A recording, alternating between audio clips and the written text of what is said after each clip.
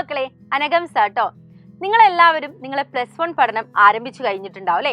Allotment ഒക്കെ കഴിഞ്ഞ് എല്ലാവരും സ്കൂളിലേക്ക് പോയി നിങ്ങളെ സ്റ്റഡീസ് ഇങ്ങനെ ജസ്റ്റ് സ്റ്റാർട്ട് ചെയ്ത മൊമെന്റ് ആണ് അല്ലേ? അപ്പൊ നമ്മുടെ സൈലത്തിനോടൊപ്പം നിങ്ങളെ കൊമേഴ്സ് ജേണിയിൽ ഓപ്ഷണൽ പേപ്പറായ പൊളിറ്റിക്കൽ സയൻസ് സെറ്റാക്കാൻ മിസ്സും നിങ്ങളോടൊപ്പം ഉണ്ടാവും കേട്ടോ. കൊമേഴ്സില് പൊളിറ്റിക്കൽ സയൻസ് എന്ന് പറയുമ്പോൾ ഒരു ഓപ്ഷണൽ പേപ്പറാണ്. എല്ലാ സ്കൂളിലും ഈ ഒരു ഓപ്ഷൻ ഉണ്ടായിരിക്കണമെന്നില്ല. നിങ്ങൾ ചൂസ് ചെയ്യുന്ന സ്കൂളിനനുസരിച്ച് ഓപ്ഷണൽ മാറിക്കൊണ്ടിരിക്കും. ഒരു സ്കൂള് പൊളിറ്റിക്കൽ സയൻസ് ആണെങ്കിൽ മറ്റൊരു സ്കൂള് സ്റ്റാറ്റിയോ അങ്ങനെ എന്തെങ്കിലും ആയിരിക്കാം. അപ്പൊ മക്കൾക്ക് പൊളിറ്റിക്കൽ സയൻസ് കിട്ടിയാൽ അയ്യോ പഠിക്കാൻ വളരെ ബുദ്ധിമുട്ടാണല്ലോ, ഒരുപാട് തിയറീസ് ഉണ്ട് എന്ന കാര്യത്തിലൊന്നും ടെൻഷനോ കാര്യങ്ങളോ ഒന്നും വേണ്ട. കാരണം നിങ്ങൾ പൊളിറ്റിക്കൽ സയൻസ് കിട്ടിയിട്ടുണ്ടെങ്കിൽ മക്കളെ ലഭിക്കാം.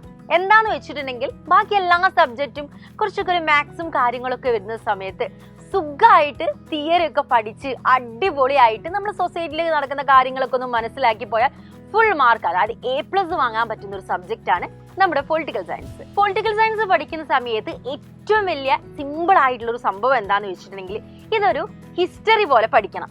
അപ്പം പൊളിറ്റിക്കൽ സയൻസിൽ ഹിസ്റ്ററിയും വരുമോ എന്നുള്ളൊരു പേടിയൊന്നും വേണ്ട കേട്ടോ. അതായത് നമ്മുടെ കഥയായിട്ട് അങ്ങോട്ട് പഠിച്ചു പോയാൽ മതി. മിസ് ഒരു എക്സാമ്പിൾ പറയാം. നമ്മുടെ ഫസ്റ്റ് ചാപ്റ്റർ കോൺസ്റ്റിറ്റ്യൂഷൻ റിലേറ്റ് ചെയ്തിട്ടാ, നമ്മുടെ ഭരണഘടനയെ.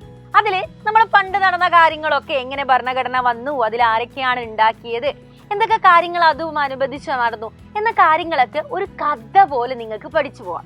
ഈ കഥ അറിഞ്ഞു വെച്ചുള്ള സുഖം എന്ന് പറഞ്ഞിട്ടുണ്ടെങ്കിൽ അതങ്ങോട്ട് മറക്കത്തില്ല. ബാക്കിയെല്ലാം കഷ്ടപ്പെട്ട് ഇക്വേഷൻസ് ഒക്കെ കണ്ടുപിടിക്കുമ്പോൾ നമുക്കിവിടെ കുറച്ച് കഥകൾ അങ്ങോട്ട് പഠിച്ചു വെച്ച് എക്സാം അടിപൊളിയായിട്ട് സെറ്റ് ആക്കാം. മക്കളെ, നമ്മൾ പൊളിറ്റിക്കൽ സയൻസിൽ 20ഓളം ചാപ്റ്റേഴ്സ് ആണ് വരുന്നത്. 20ഓളം എന്ന് പറഞ്ഞിട്ട് പേടിക്കൊന്നും വേണ്ട.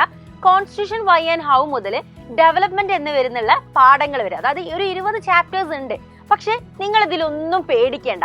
മിസ് ഓൾറെഡി പറഞ്ഞു തിയറി ബേസ് ചെയ്തിട്ടാണ് കഥകളായിട്ട് പഠിക്കാന്ന്.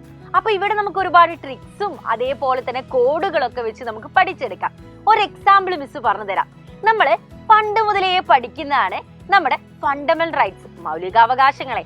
അത് നമ്മൾ 8ലും 9ലും 10ലാണോ? അല്ല, 6ാം ക്ലാസ്സിന്റെ ടെക്സ്റ്റ് ബുക്കിൽ വരെ മൗലികാവകാശങ്ങളെ കുറിച്ച് പറയുന്നുണ്ട്. അപ്പൊ നമ്മൾ 6 മുതലേ പഠിക്കുന്ന സംഭവമാണ് +1 എത്തിയാലും പഠിക്കുന്നത്. അപ്പൊ നമുക്കിതൊന്നും പുതുമയല്ല അല്ലെ? കേട്ട കാര്യങ്ങൾ തന്നെ നമ്മൾ പണ്ട് പഠിച്ചതിൽ നിന്ന് വ്യത്യസ്തമായിട്ട് ഒരുപാട് കോഡുകളൊക്കെ ചേർത്ത് നമുക്ക് പഠിക്കാം. അപ്പൊ എങ്ങനെയാ അടിപൊളിയായിട്ട് കാര്യങ്ങളൊക്കെ സെറ്റ് ആവില്ലേ? നമുക്ക് എപ്പോഴുള്ള സംശയം, മിസ്സേ ഞങ്ങൾ ഒരു ചാപ്റ്റർ പഠിച്ചു കഴിഞ്ഞ് അടുത്ത ചാപ്റ്ററിലേക്ക് പോവാണ്, പക്ഷെ ആദ്യം പഠിച്ച ചാപ്റ്റർ മറന്നുപോയി. കാരണം നമ്മൾ പുതിയത് എത്തിയല്ലോ, അപ്പൊ അതുമായിട്ട് ബന്ധമില്ലല്ലോ എന്ന കാര്യങ്ങളൊക്കെ ആയിരിക്കും അല്ലേ? പക്ഷെ പൊളിറ്റിക്കൽ സയൻസിൽ മിസ് നേരത്തെ പറഞ്ഞതുപോലെ കണക്ഷനെ എല്ലാ പാഠങ്ങളും ആയിട്ടുണ്ട്.